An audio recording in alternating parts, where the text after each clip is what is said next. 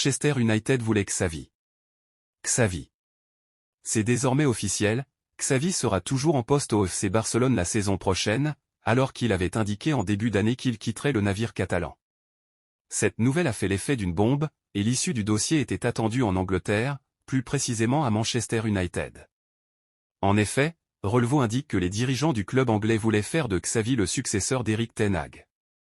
Même si le coach néerlandais est sous contrat jusqu'en 2025 avec les Red Devils, nul doute que les résultats en dents de scie auront raison de lui. Une piste à écarter pour Mu donc. Le FC Barcelone veut blinder l'une de ses pépites. Lamine Yamal et Pau Cubarsí pendant un match. La saison du FC Barcelone est terminée. Champion d'Espagne l'an dernier, le club catalan a dit adieu à ses dernières chances de titre le week-end dernier en s'inclinant face au Real Madrid dans les dernières minutes. Le dénouement d'une semaine bien compliquée pour les Blaugrana qui avaient été sèchement battus à domicile lors du quart de finale retour de Ligue des Champions face au PSG, 1-4.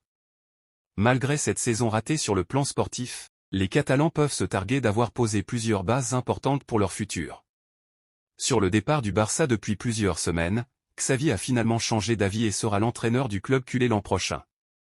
Mieux encore, la Masia a prouvé qu'elle était encore capable de sortir de grandes pépites cette saison. Hormis l'éclosion du crack Lamine Yamal, déjà très convoité, la défense catalane pourra s'appuyer sur Pau Cubarsí lors des années à venir. Le jeune joueur de 17 ans a disputé 29 rencontres cette saison et est déjà inamovible dans l'arrière-garde catalane. Ainsi, AS confirme ce vendredi que la priorité du FC Barcelone est de blinder Cubarsí. Dès qu'il sera majeur, le 22 janvier prochain, le média ibérique nous informe qu'un nouveau contrat de 5 ans supplémentaires et avec une nette revalorisation salariale sera proposé à l'international espagnol, 2 sélections. Ainsi, Cubarsí percevra 4 millions d'euros l'année prochaine avant d'empocher 12 millions d'euros lors de la cuvée 2028 à 2029. Une clause de libération de 500 millions d'euros minimum sera également jointe à ce nouveau bail qui serait l'une des grandes priorités des équipes de Joan Laporta. Real Madrid, encore un record battu pour Jude Bellingham. L'international anglais ne cesse d'impressionner de jour en jour avec les Merengues et est déjà rentré dans l'histoire du club madrilène. Arrivé cet été dans la capitale espagnole en provenance de Dortmund pour plus de 100 millions d'euros, Jude Bellingham réalise une première saison tout simplement exceptionnelle avec les Merengues.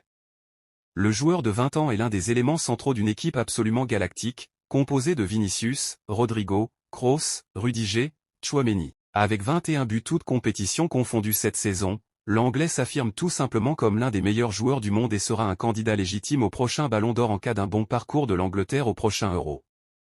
De plus, il est le meilleur buteur du Real Madrid lors de cet exercice.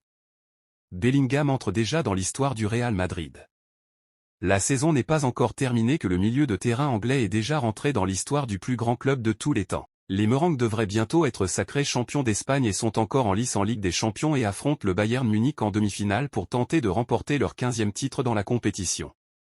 Jude Bellingham est alors devenu en moins d'une saison le meilleur buteur anglais de l'histoire du club madrilène. Avec 21 réalisations, il devance David Beckham, 20 buts, Laurie Cunningham, 19 buts, et Michael Owen, 16 buts. Carlo Ancelotti peut entrer dans l'histoire du Real Madrid. Carlo Ancelotti. L'un des plus beaux palmarès du football mondial est sur le point de devenir le plus grand palmarès du Real Madrid. Carlo Ancelotti, avec 5 saisons sur le banc des Merengues, 2013 à 2015 puis de 2021 à aujourd'hui, a remporté tous les trophées possibles avec le club madrilène.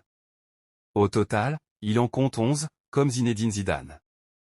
Bientôt lauréat de la Liga cette année, le technicien italien va surpasser le français. Cependant, il ne deviendra pas encore l'entraîneur le plus titré de la Casablanca. Marca rappelle tout de même que l'Espagnol Miguel Muñoz est encore en tête. L'entraîneur emblématique du Real Madrid dans les années 1960 à 1970 revendique 14 titres, dont 8 Ligas et 2 Coupes d'Europe des clubs champions.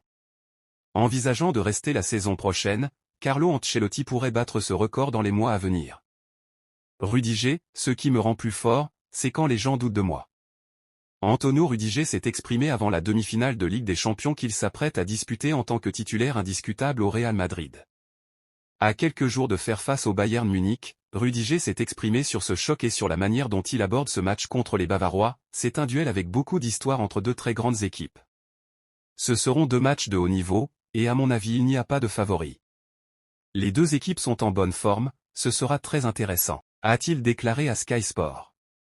Le défenseur a aussi été interrogé sur le tour précédent, lors duquel il a parfaitement muselé Haaland.